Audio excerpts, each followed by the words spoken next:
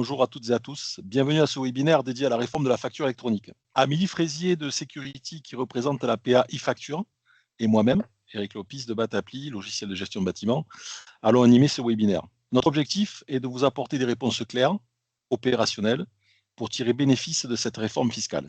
Alors pour ce webinaire, nous avons prévu 25 minutes pour les 3 premiers points et 10 minutes pour les questions-réponses. Nous savons que nous n'aurons pas tout le temps de traiter et de répondre à toutes vos questions, et nous joindrons au replay de ce webinaire les réponses aux questions que vous aurez posées sur l'onglet que vous avez en haut à gauche avec le petit pictogramme Q et R, questions-réponses. Alors au programme de ce webinaire qui est en 4 points, nous avons 1.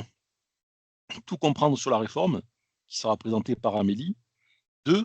Comment cela fonctionne en pratique, qui sera aussi présenté par Amélie. En 3. Comment Batappli répond à cette réforme, c'est moi-même qui le traiterai. Et en 4, nous aurons les questions-réponses qui seront animées et gérées par Marine Granier. Amélie, si tu veux démarrer sur la partie tout comprendre sur la réforme, je te laisse la main. Merci Eric. Donc bonjour à tous, bienvenue.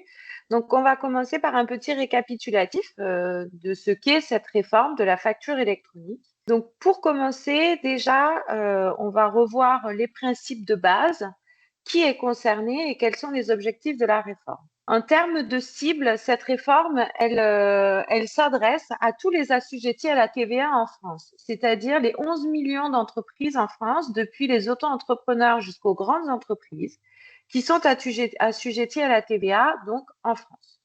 Donc, si vous êtes une entreprise, vous avez un numéro de sirène, vous êtes assujetti à la TVA en France, vous êtes concerné par ce que nous allons dire dans ce webinaire. Pourquoi est-ce que l'État a mis en place une réforme de la facture électronique? Tout d'abord, le but de cette réforme pour l'État, et ça, je pense que tout le monde est bien au clair avec cela, c'est limiter la fraude fiscale. D'accord? La fraude fiscale s'élève en plusieurs milliards d'euros en France. Donc, le but, eh bien, c'est d'aller récupérer cet argent-là. La facturation électronique permet réellement de venir limiter la fraude fiscale, et certains pays comme l'Italie, qui l'ont mis en place depuis 2019, l'ont démontré. D'accord?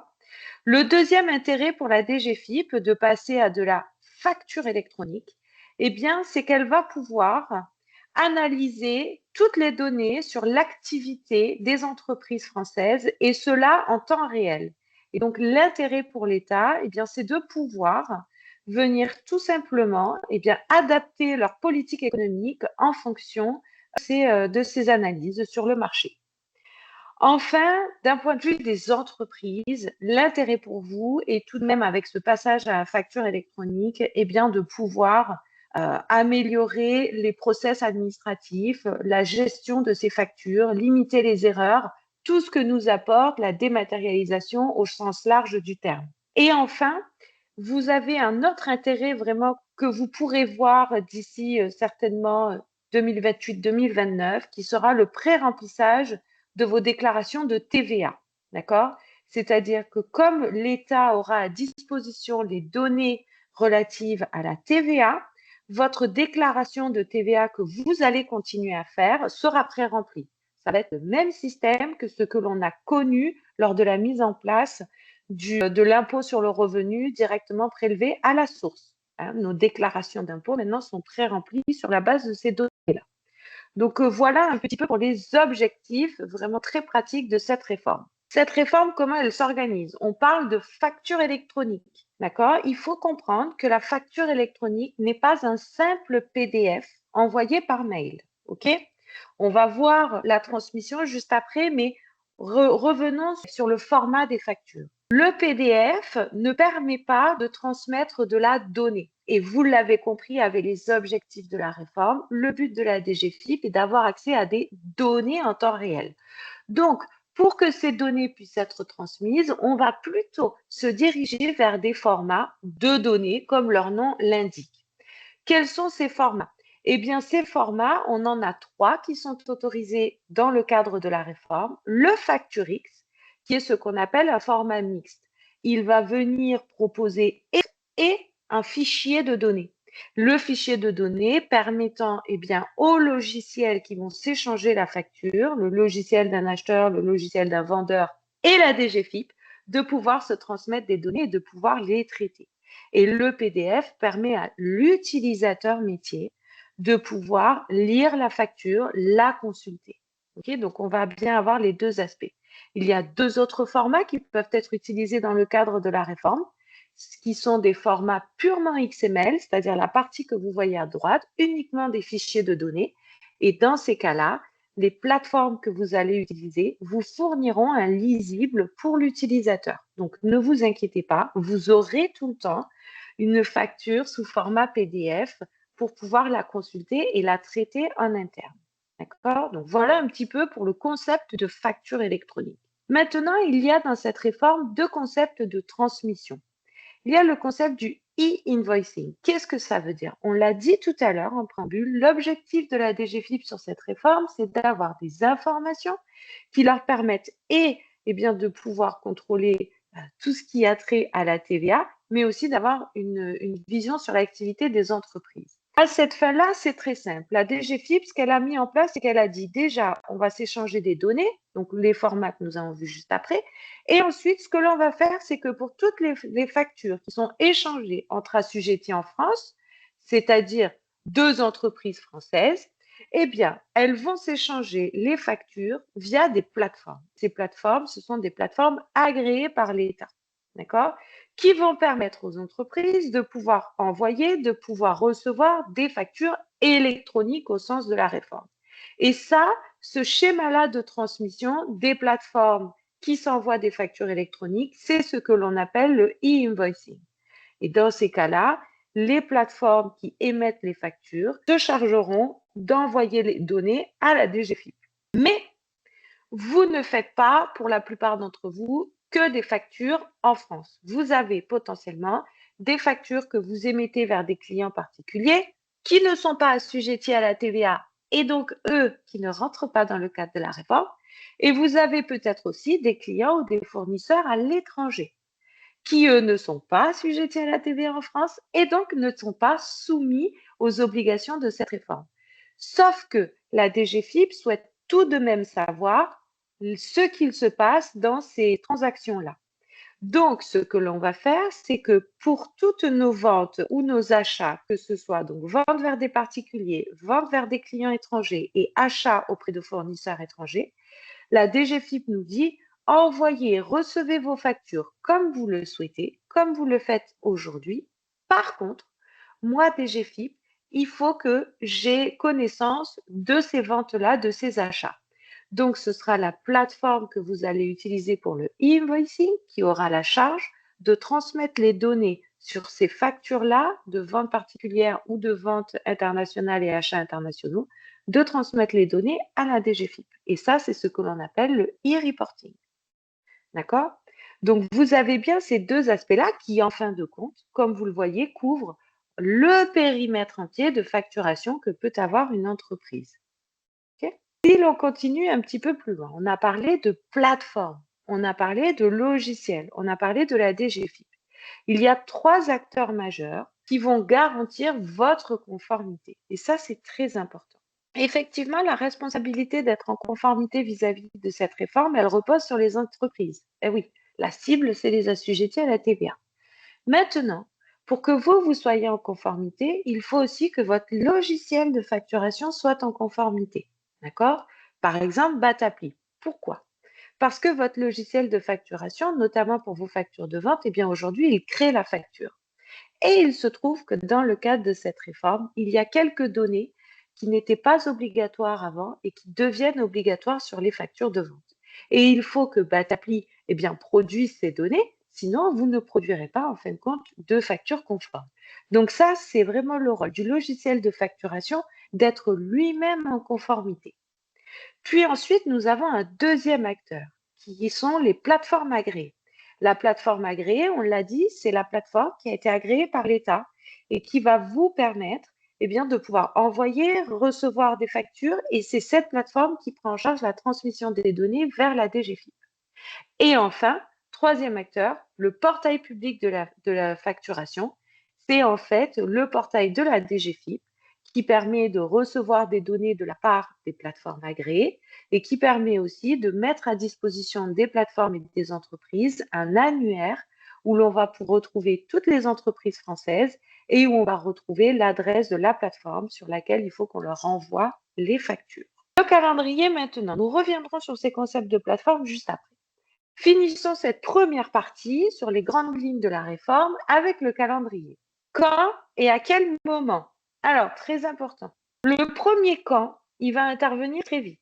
D'accord? La première date butoir de mise en conformité des entreprises dans cette réforme, c'est le 1er septembre 2026. À cette date-là, toutes les entreprises françaises, quelle que soit leur taille, auront l'obligation d'avoir choisi une plateforme agréée afin de recevoir des factures électroniques.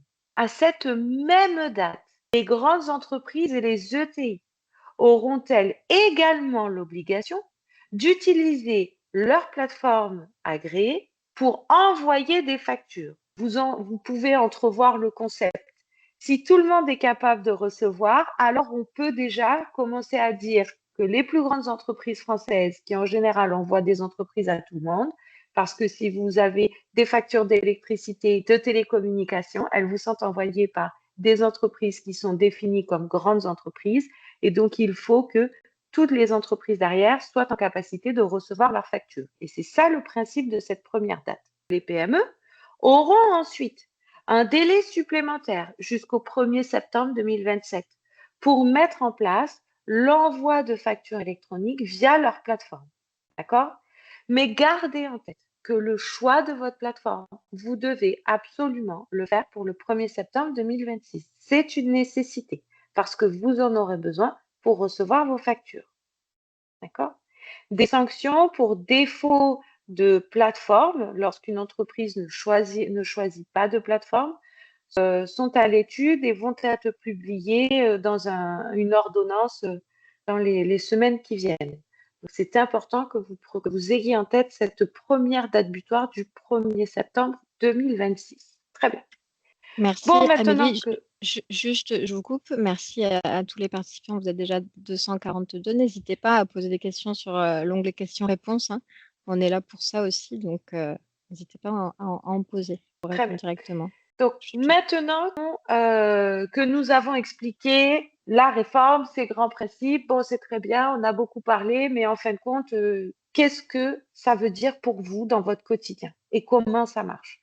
Moi, mon intérêt aujourd'hui, si j'en ai un, c'est que vous repartiez de ce webinaire et que vous ayez compris que concrètement dans votre quotidien, ce que cela va changer et qu'est-ce que vous devez faire pour vous y préparer, parce que c'est le plus important. Donc, comment est-ce que ça va fonctionner? Je vous ai dit tout à l'heure, d'accord, la plateforme agréée, elle va vous servir à envoyer, à recevoir des factures. C'est une boîte aux lettres. Un schéma très simple, hein. Vous avez ici la plateforme agréée qui sera votre boîte aux lettres. Cette plateforme agréée, elle va recevoir des factures de votre logiciel métier. Par exemple, Batapli va envoyer la facture à la plateforme. La plateforme agréée va ensuite venir envoyer les données de la facture à la DGFiP et elle va envoyer la facture à la boîte aux lettres du client. Pourquoi à la boîte aux lettres du client? Parce qu'on l'a dit, 1er septembre 2026, toutes les entreprises françaises ont choisi leur PA. Donc, toutes les entreprises françaises ont leur boîte aux lettres PA. D'accord? Donc, ça, c'est très important. Donc, comme tout le monde en a une, je peux commencer à envoyer des factures de ma boîte aux lettres vers la boîte aux lettres du client. Je rappelle, la boîte aux lettres, c'est la plateforme agréée par l'État. Il y en a plus d'une centaine. Vous pouvez choisir la boîte aux lettres qui vous convient le plus. Ensuite, pour recevoir vos factures, eh bien, vos fournisseurs ont également une plateforme agréée. Donc, via leur plateforme agréée, ils vont vous envoyer la facture sur votre plateforme et cette plateforme va remonter la facture dans votre logiciel métier. Par exemple, votre logiciel de facturation pour les achats métiers, par exemple, votre logiciel de comptabilité pour vos achats de frais généraux. D'accord? Donc, vous voyez, le concept est assez simple. Donc, ce qui est important ici, bien, c'est de choisir sa plateforme agréée. D'accord? Quelle est la PA que je vais devoir choisir, moi, en tant qu'entreprise? Eh bien, vous l'avez compris. Si vous voulez que ce passage à la réforme, eh bien, ne vous coûte pas en temps et vous coûte le moins d'argent possible, hein, parce que finalement, on en arrive toujours au point de vue financier, eh bien, vous devez absolument choisir la plateforme agréée qui vous offre de l'automatisation. C'est ce que l'on a vu dans le schéma. C'est-à-dire que vous continuez à travailler sur vos logiciels métiers, facturation, comptabilité, et ce sont eux, en fait, qui se sont déjà connectés à votre PA. Et donc, je choisis l'APA connectée à mes logiciels métiers. Je n'ai pas à appréhender de nouveaux outils. Je continue à travailler sur mes outils du quotidien et je m'assure que tout sera transmis correctement à la plateforme agréée dans le cadre de la réforme. D'accord? Donc, très bien, vous allez me dire, j'essaye d'anticiper vos questions, vous allez me dire, OK, mais si j'ai plusieurs logiciels, parce que moi j'ai un logiciel de facturation et j'ai une comptabilité, et c'est pas les mêmes. C'est pas le même éditeur de logiciel qui me donne ce service-là. Eh bien, pas de souci. Vous avez le droit d'avoir plusieurs PA. D'accord? Le slide suivant. Donc, lorsque l'on veut avoir plusieurs PA, eh bien oui, c'est possible. Si vous choisissez les PA qui sont déjà connectés à vos logiciels de gestion, eh bien, vous pouvez avoir une PA qui est connectée à votre logiciel de facturation pour les ventes et par exemple pour la réception des achats métiers parce que vous avez besoin de venir vérifier l'achat avec les bons de commande, etc. Et tout ça, vous le faites dans votre logiciel de facturation. Et si d'un autre côté, vous avez une comptabilité que vous menez vous-même ou via un expert comptable qui vous propose de lui-même sa PA, eh bien, vous pouvez choisir la PA de votre expert comptable pour toutes les factures d'achat ou pour les factures d'achat frais généraux. Vous avez cette possibilité-là. D'accord? Et que se passe-t-il si la PA que je souhaite utiliser n'est pas connectée à mes logiciels? Eh bien, dans ce cas-là, il vous faudra saisir vos factures de vente directement sur l'APA. D'accord? C'est une première option que vous aurez, mais bon, vous comprenez que là, vous n'allez pas gagner du temps. Il vous faudra peut-être, selon votre logiciel, vous pourrez peut-être faire des exports de factures sur votre logiciel et les réimporter sur votre PA. D'accord? Donc ça, c'est la partie de déposer manuellement. Et puis pour vos factures d'achat, eh bien, il vous faudra les consulter sur votre PA, les télécharger pour aller les réinjecter dans votre outil comptable ou dans votre logiciel de facturation. D'accord? Donc vous aurez des notions, en tout cas, vous aurez des actions manuelles à faire, ce qui n'est pas le cas quand vous avez une PA qui est directement connectée à vos logiciels. OK? Donc voilà un petit peu la différence. Vous serez en conformité, mais vous aurez juste un petit peu plus de travail manuel à faire. Maintenant, parlons justement de l'APA, parce que bien évidemment que si nous sommes ici aujourd'hui avec Eric pour vous parler de Batapli et de e-facture, qui est l'APA groupe Isagri, bien vous vous doutez bien, c'est parce qu'on a fait du travail et qu'on a travaillé ensemble pour connecter l'APA. Donc ça, c'est important. Je reviendrai ici sur le slide suivant parce que je pense que c'est quelque chose de très important. Bien évidemment, la PA e-facture, elle est immatriculée par la DGFiP. D'accord. Mais il ne faut pas sous-estimer le travail réalisé par Batapli pour que Batapli puisse, vous le voyez ici, être une solution compatible facturation électronique. Batapli s'est mis en conformité avec la réforme. C'est-à-dire qu'ils produisent les données nécessaires dans le cadre de la réforme, c'est-à-dire les nouvelles données qui sont demandées par la DGFiP et qui doivent apparaître sur une facture. Ils garantissent l'automatisation avec l'APA e-facture et ils prennent en charge les cas d'usage du secteur du BTP. Et ça, c'est important. Sachez que la réforme, elle a identifié 42, bientôt 43, 44 cas d'usage selon les secteurs d'activité. Ces cas d'usage, ça veut dire qu'il faut, et dans les logiciels de facturation, et dans les plateformes agréées, il faut faire des traitements spécifiques, envoyer des données spécifiques à la DGFiP. D'accord? Donc, il est très important que le logiciel de facturation se mette en conformité vis-à-vis de ces cas d'usage et que l'APA se mette également en conformité vis-à-vis de ces cas d'usage. Et c'est le travail qui a été mené. Donc ça, c'est très important de le souligner parce que, notamment les PA, n'ont pas l'obligation de traiter tous les cas d'usage. Or, bien évidemment, l'APA e-facture traite les cas d'usage qui sont liés à votre secteur d'activité. Voici, bien évidemment, alors encore une fois, l'APA e-facture et Batapli, donc c'est une connexion qui fonctionne et vous avez ici l'interface qui vous est proposée pour pouvoir gérer vos factures, pour pouvoir gérer les statuts qui sont demandés dans le cadre de la facture électronique, etc.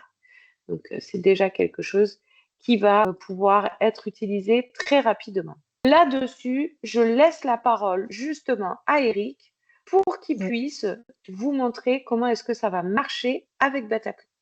Juste une petite coupure, Amélie, puisqu'on a quelques questions sur justement tout ce qui est PA. Il y a une question auquel tu pourras peut-être répondre du coup. Donc je la lis pour tout le monde. Bonjour, tout le monde nous propose une plateforme, Batapli, notre banque, notre cabinet comptable, qui suivre et pourquoi. Est-ce que tu peux y répondre, s'il te plaît? Ouais. Alors, je vais y répondre avec toute la transparence qui me définit. En tant que PA, on intervient bien évidemment auprès de nos partenaires éditeurs comme Batapli, mais on intervient aussi auprès de fédérations qui accompagnent les TPE, les PME, auprès de la DGFiP, etc.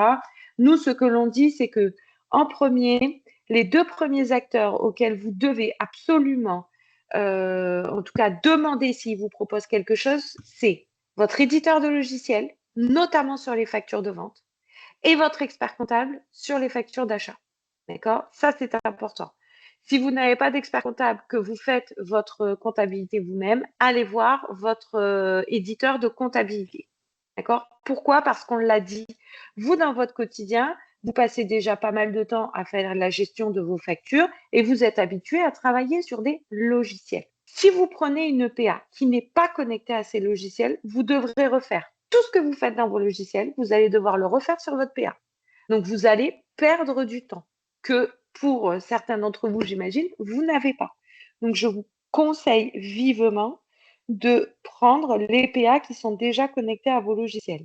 L'APA des banques, c'est très bien, mais les PA des banques, en général, ne sont pas connectés à vos logiciels. Donc, vous allez devoir faire les gestions manuelles. D'accord? Voilà. Une autre question, juste Amélie, après on enchaîne. Je sais que tu vas y répondre, celle-là, parce que j'ai la réponse. Peut-on donner accès à Security à notre expert comptable pour qu'il puisse directement récupérer les factures de vente? Oui, vous pouvez très bien imaginer choisir une seule PA.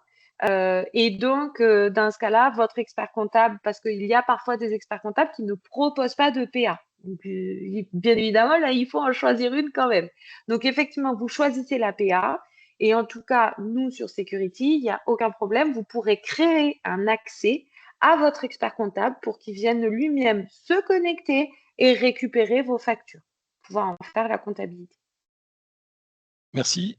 On va essayer d'enchaîner avec la troisième partie de notre présentation, qui est comment Batapli répond à cette réforme et que devez-vous faire. Parce que ce qui est important, c'est savoir quels sont les impacts concrets de cette réforme sur votre organisation et comment ça se passe avec un logiciel de gestion de bâtiment et en particulier avec Batapli. Donc pour ça, on a 3 parties. La première qui est la réception des factures. Alors quand on regarde la réception des factures, qu'est-ce qui se passe? Vous voyez sur le schéma où vous êtes, et vous êtes un client, alors Batapli dans ce cas-là, et vous allez recevoir de la part de votre fournisseur en vert l'émetteur de la facture. Donc le fournisseur va émettre une facture avec son logiciel. Ce logiciel va forcément adresser la partie qu'on a vue tout à l'heure en XML à la PA de l'émetteur, donc sa PA à lui. Cette PA, la PA du fournisseur va faire un double travail. Le premier, c'est d'envoyer à la DGFiP la facture en question, et la deuxième travail, c'est d'envoyer à votre PA que vous aurez choisi, donc celle que vous devez choisir avant le 1er septembre, qui, elle, vous adressera, qui remettra dans votre boîte aux lettres votre facture à vous qui êtes le client Batapli. Dans ce cas-là, on verra sur un prochain webinaire comment ça se passe très concrètement, mais vous allez recevoir même un email qui vous dit que vous avez reçu une facture de la part de la PA, et donc vous verrez dans votre logiciel la facture arriver. E-facture, ça peut être la PA qui est proposée par votre expert comptable aussi, donc vous pouvez en avoir qu'une seule. Dans ce cas-là, en avoir deux, c'est très bien aussi. Qu'est-ce que vous avez, vous, concrètement, à faire dans ce cas-là, à partir du moment où vous avez choisi une facture, une PA qui s'appelle e-facture? Ben, rien d'autre, puisqu'en fait, vous n'avez aucune action à faire. Elle sera reconnue, on l'a vu tout à l'heure dans le PPF, par la PA de l'émetteur, donc de votre fournisseur, et vous recevrez directement vos factures. Donc la seule action que vous avez à faire, c'est de choisir la PA. Et ça se concrétisera comment pour les clients Batapli? D'ici quelques semaines, vous allez recevoir une information pour créer votre compte sur la PA e-facture. Donc là, créer son compte, ce sera sa raison sociale, son numéro SIRET, il y a quelques informations pour que vous puissiez être identifié.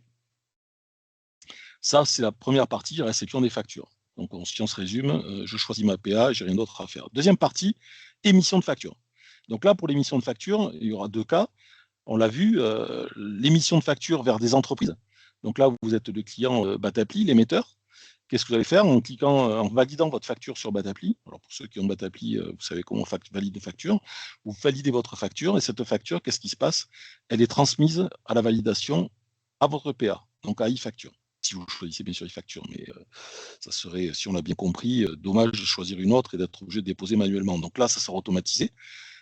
Vous transmettez, le document est transmis, la validation de cette facture active l'envoi à l'APA, elle va faire 2 travaux. Le premier, c'est envoyer la même facture à l'administration fiscale, enfin en tout cas les données de la facture à l'administration fiscale, et ensuite chercher au travers du PPF, du portail de l'annuaire en quelque sorte, l'APA de votre destinataire, vous ne vous préoccupez de rien, et cette APA du destinataire va adresser la facture à votre client professionnel. De la même manière, s'il a choisi e-facture, il recevra une notification par email. Donc là, dans ce cas-là, quand vous émettez la facture vous-même à partir de Batappli, la facture qui part sur l'APA, il y a un contrôle de conformité qui est fait. Une fois que la facture elle est émise, validée par l'APA, elle est horodatée et ensuite transmise et ensuite elle est amenée à votre client professionnel. Donc là, quelle action vous avez à faire? C'est à choisir une PA. Alors là, pour le coup, dans ce cas-là, pour l'émission des factures, c'est vraiment judicieux de choisir la PA qui va avec le logiciel de facturation, parce que comme ça, c'est 100% automatisé. Pour ce qui est de Batappli, vous n'avez strictement rien à faire si ce n'est à créer votre compte sur e-facture et on vous dira comment faire, choisir émission des factures.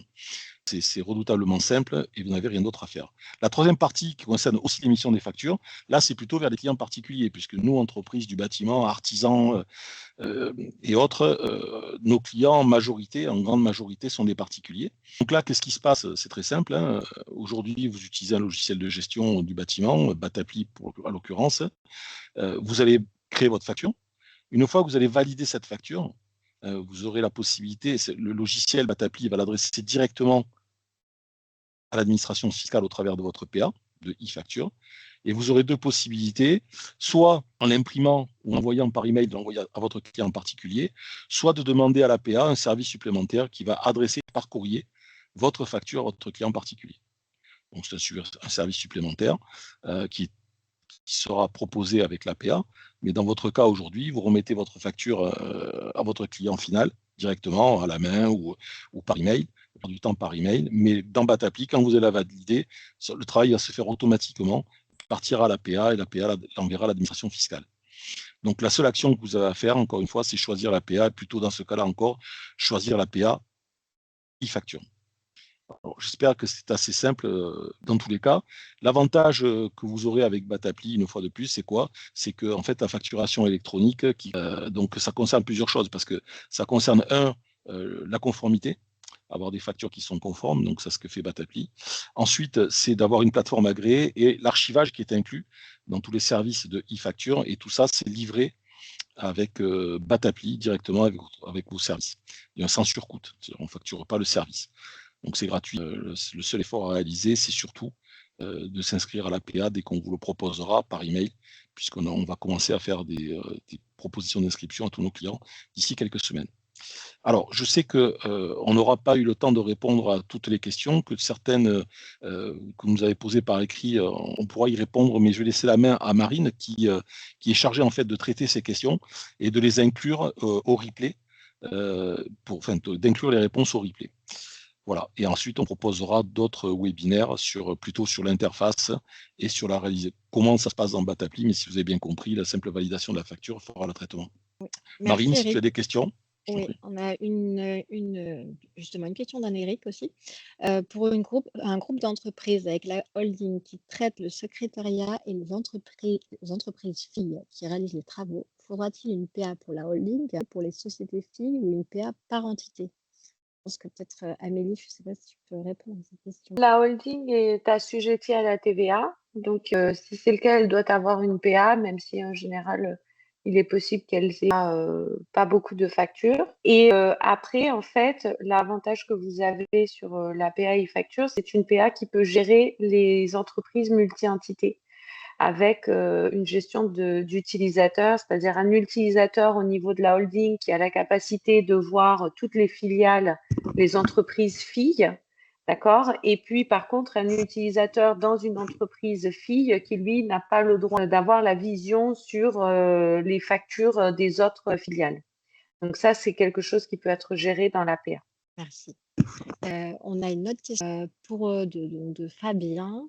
Pour les achats, il est donc possible d'avoir que la PA Batapli et si l'expert comptable accepte de se connecter sur la PA Batapli. Oui, c'est ça, c'est ce qu'on disait tout à l'heure. Si vous souhaitez n'avoir qu'une seule PA, vous pouvez en prendre une et donner accès à votre expert comptable à votre plateforme pour qu'il puisse avoir accès à vos factures. Il y a aussi une question, donc là je pense que c'était arrivé un peu plus tôt dans la conversation, hein. Si la facture elle est erronée, comment ça se passe? Ça, Oui, c'est en amont, mais ouais. Alors, il y a deux choses. Il y a la facture erronée d'un point de vue technique parce qu'elle n'est pas conforme à ce que demande la DGFiP. Dans ce cas-là, cette facture-là, ça fait partie du travail de la plateforme agréée de venir contrôler qu'une facture, elle respecte bien ce que la DGFiP demande, les données, le format, etc. S'il se trouve que la facture est erronée au sens conforme, alors elle est rejetée. D'accord? Et donc, le logiciel, par exemple, Batapi est informé, vous êtes informé, et donc le logiciel là, va venir, il manque une donnée, il manque une sirène ou autre, etc. Il va venir faire la correction. Si on parle d'une facture erronée, par exemple, vous avez reçu une facture d'un fournisseur, mais il s'est trompé. Il s'est trompé sur la quantité, il a mis le double, comme par hasard. Bon, vous avez le droit de mettre en litige la facture, de la refuser. D'accord? Et donc, dans ce cas-là, comme on le fait, c'est le même principe qu'aujourd'hui. Mais vous allez avoir le droit de refuser vos factures. Par contre, il y a certains motifs. On ne va pas pouvoir s'amuser à refuser des factures parce que l'on souhaite étendre un petit peu le délai de paiement. D'accord? Parce qu'en fait, la DGFiP demande à ce que l'on donne un motif de refus. D'accord? Donc voilà, donc il faudra à chaque fois choisir un motif de refus, mais une facture refusée donnera lieu à en avoir une nouvelle facture. Maintenant, si par exemple vous avez une facture qui est erronée, mais qu'il y a que deux lignes que une ligne sur deux, on vous a envoyé une facture avec deux prestations ou deux biens et il n'y a qu'une seule ligne qui est fausse, vous pouvez, comme vous le faites aujourd'hui, la mettre en litige, régler la ligne que vous souhaitez régler et demander correction, un avoir partiel à votre fournisseur sur la deuxième ligne. Ça ne change pas. merci Amélie. On a d'autres questions qui arrivent, donc je vais en proposer une. Les SCI sont-elles concernées par ce dispositif? Oui. Dès lors qu'elles sont Alors, en assujetties à la général, TVA. je vais étayer un petit peu ma réponse. Oui, les SCI sont concernées parce qu'elles sont assujetties à TVA. Il est vrai que les SCI, en général, font très peu de factures et parfois n'ont même pas de logiciel de facturation. Parfois, c'est des factures Excel comme ça ou en Word, etc. Donc là, en fait, l'APA vous met à disposition un formulaire de saisie. Donc, justement, pour les SCI pour lesquels vous n'avez pas de logiciel de facturation et vous pourrez saisir directement la facture de votre SCI dans l'APA. Mais oui, elles sont concernées. Merci. On a une question de Serge aussi. Qu'en est-il des tickets d'autoroute et des factures de restaurant? Alors, là, effectivement, c'est concerné par la réforme. Là, on va avoir et du reporting et du e-invoicing, d'accord? Mais c'est bien dans le cadre et ça ne concerne, vous allez continuer à faire la gestion des notes de frais comme vous le faites, ça c'est à côté.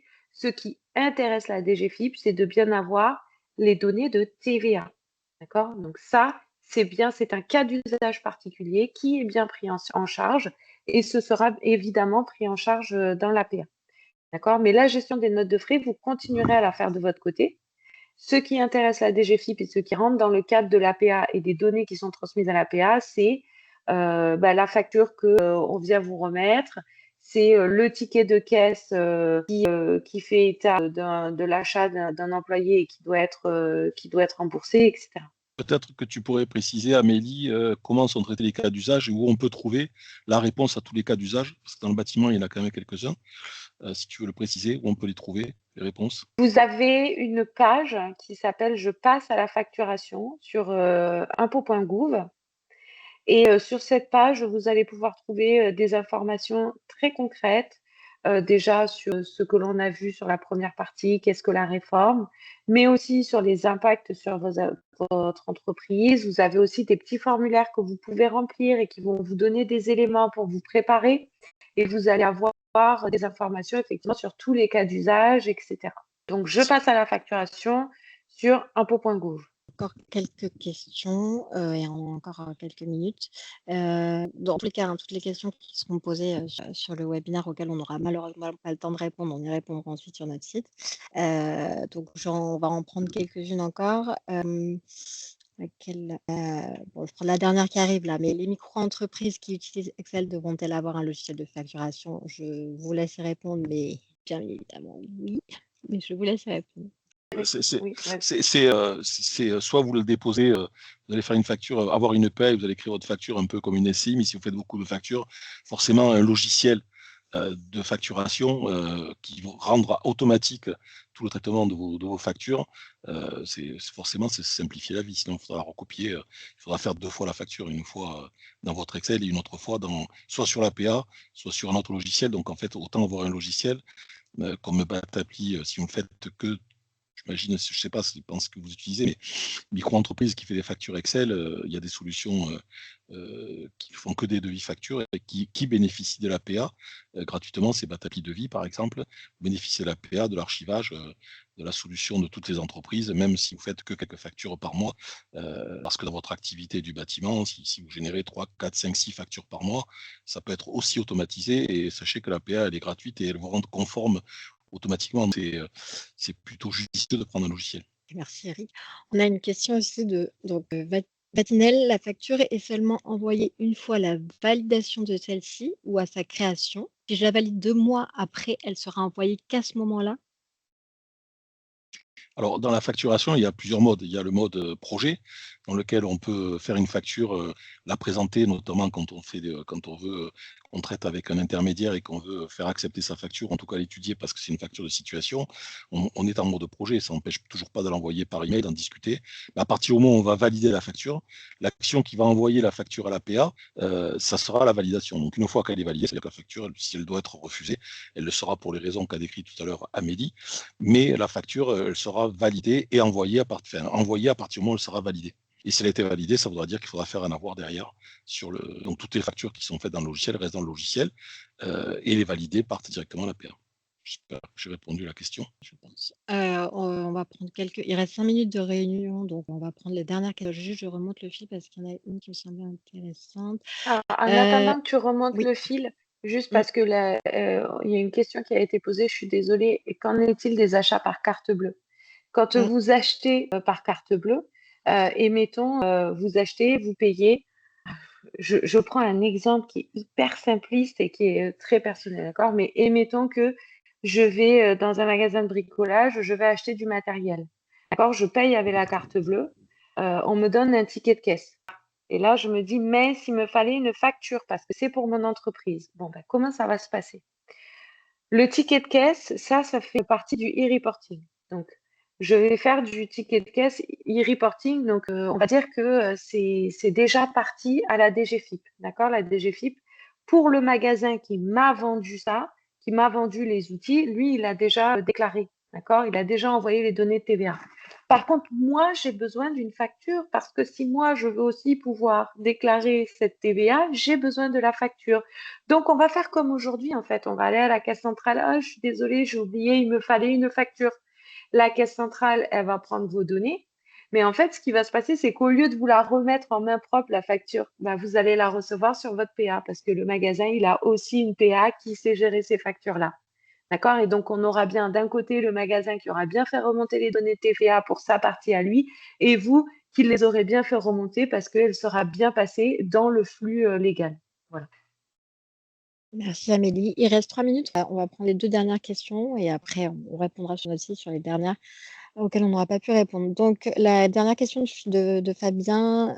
Une fois que les PA en place pour le 1er septembre 2026, les petites entreprises peuvent-elles passer à la totale avant 2027?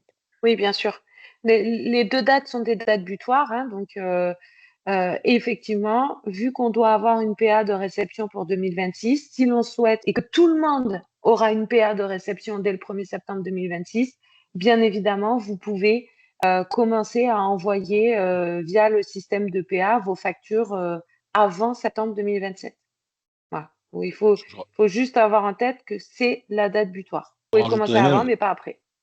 Je rajouterai même que si vous voulez rassurer votre expert comptable et vous rassurer vous-même, plus vite vous aurez choisi une PA et mieux ce sera. Merci. On prend une dernière question. La question de Didier qui dit pour le public, on utilise déjà Chorus. Il faudra toujours l'utiliser ou alors on pourra basculer sur e-facture.